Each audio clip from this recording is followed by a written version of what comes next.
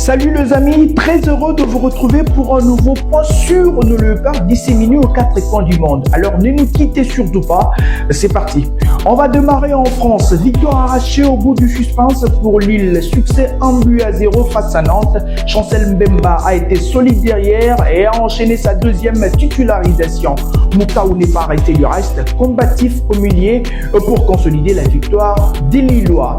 Allez Havre, le retour du portier sénégalais Maurice Dio complique la situation de Lionel Mpassi. Le gardien congolais peine à enchaîner et à s'imposer comme titulaire. Lors de la réception du PSG, Mpassi est resté sur le banc et a assisté à la défaite de son équipe. Toujours en France, mais en Ligue 2, Nathanaël Mboukou a disputé 69 minutes avec Montpellier lors du nul vierge contre Reims. Mboukou vit plutôt bien à Montpellier, bilan personnel 5 passes décisives et 2 buts pour l'instant. On prend notre vol pour l'Angleterre, messieurs et dames. En Championship, c'est là où on dépose nos valises. Duo décisif du côté des Watford, Edo Kayembe a délivré une passe décisive lors du succès face à Bristol City. Et le but de la victoire a porté la signature de Jérémy Ngakia, très impressionnant cette saison, solide défensivement et redoutable offensivement. Ngakia est de retour. En première ligue, Noah Sadiki enchaîne les titularisations avec Sunderland. Il a été aligné face à Bournemouth. Il a livré un match plein, mais ils ont été contraints au nul. Un but partout. Prenez vos stylos, les amis, c'est déjà 23 apparitions cette saison en première ligue pour Noah Sadiki. Puisque ces matchs s'est soldé sur la note de 1 but partout. Les buteurs côté Sunderland, vous savez si c'était qui? C'est Eliezer Mayenda, ce jeune talent aux multiples nationalités éligible avec la RDC grâce à ses origines paternelles, mais ne s'est pas encore prononcé. Aaron Van Bissaka et West Ham ont sombré face à Liverpool 5-2. Match compliqué pour l'international congolais et ses amis. Ça sent mauvais pour West Ham. Pour son premier match en première ligue, après la blessure, Yohan Wissa est entré à la 75e minute avec Newcastle qui affrontait Everton sans pouvoir faire basculer la rencontre. Everton s'est payé le scap de Newcastle. On quitte l'Angleterre pour l'Allemagne. Silas Katompa et Mayence luttent pour le maintien. En déplacement chez le Bayer Leverkusen, il n'est réparti qu'avec un point. Silas Katompa est entré à la 70e minute. En Turquie, Meshak Elia retrouve la confiance avec Alanyaspor, mais ne fait toujours pas de différence. C'est ça les problèmes. Titulaire face à Galatasaray, il a été remplacé à l'heure de jeu. Alanyaspor s'est incliné 3-1.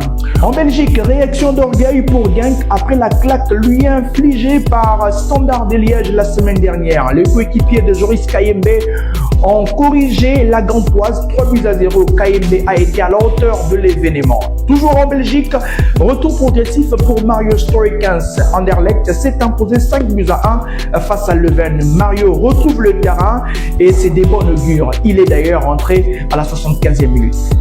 Les amis ont fait un break en Grèce. Défaite 3-0 de Larissa de Dylan Batubintika face à Ofikret. Dylan aura été passif dans ses duels. De l'autre côté, c'est une victoire en revanche pour Samuel Mutusami et Atromitos. La lutte au maintien se poursuit. Un but a suffi pour décrocher les 3 points.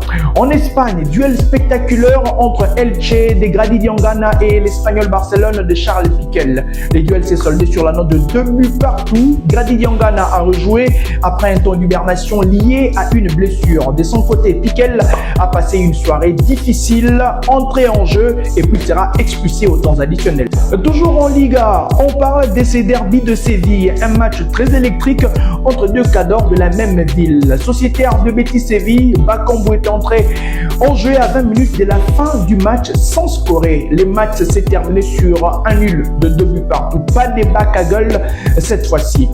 Les amis, on va rester en Espagne, mais plus précisément en Segunda. Cette fois-ci, défaite 3-1 pour Castellón face au Racing Club de Santander. Malgré la défaite, Brian Sipenga était très actif dans son couloir. À noter, il a été élu meilleur joueur du mois de février en Segunda. Il mérite notre respect. En Pologne, Afimiko Fululu a sorti les griffes face au géant Legia Varsovie. L'attaquant de Jagiellonia a planté une bandrille. Sa 10e de la saison. Fululu ne cesse d'impressionner, mais son club n'a pas gagné. Score final 2 buts partout. Premier pas pour Steve Kapwadi avec Woodsey. Entré en fin de match contre Pogon, Kapwadi n'a pas pesé pour éviter la défaite. Il s'incline 1-0. Les amis, on va faire un escale en Suisse. Oscar Kabouit n'en finit pas de marquer avec Luzerne. Il a encore fait bouger les filets face au FC Thun. Malgré la défaite, Kabouit confirme sa montée en puissance. On va rester en Suisse. Samuel Essende a enchaîné sa deuxième rencontre avec Young Boys, mais ne marque toujours pas malgré la victoire des Young Boys face à Zurich. On l'attend très certainement au tournant. Enfin, en Égypte, coup d'arrêt pour Fiston Mayele, Pyramide, battu à domicile par Zamalek. Match plein pour Mayele, mais sans but. Les amis, vous savez que dans la tanière des Léopards, il n'y a pas que le football. On vous informe sur le basketball aujourd'hui.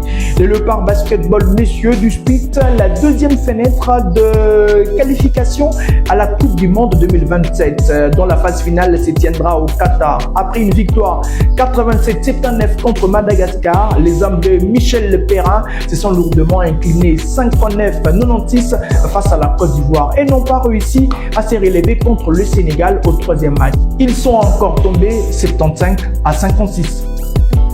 Messieurs et dames, c'est fini. Les portes de la tanière se referment pour aujourd'hui. Merci d'avoir été des nôtres. Mais surtout, n'oubliez pas de vous abonner, de liker, de commenter et de partager la passion des léopards. À très vite.